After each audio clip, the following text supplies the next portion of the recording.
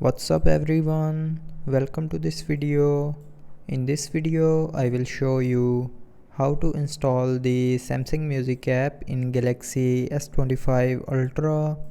So before starting the video, don't forget to subscribe the channel and also press the bell icon. So to install the Samsung Music app, first of all open the Play Store or Galaxy Store. So you can open any app from these two apps to install the Samsung Music app, and after opening, go to the search bar and search Samsung Music.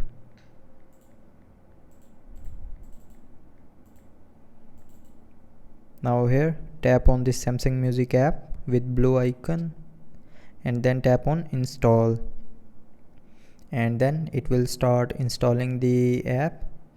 So wait for a few seconds to download the app.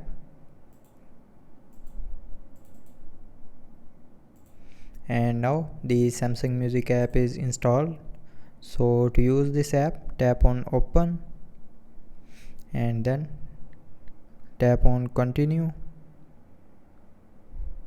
Now tap on allow to access music or audio, and after that you can use your Samsung Music app.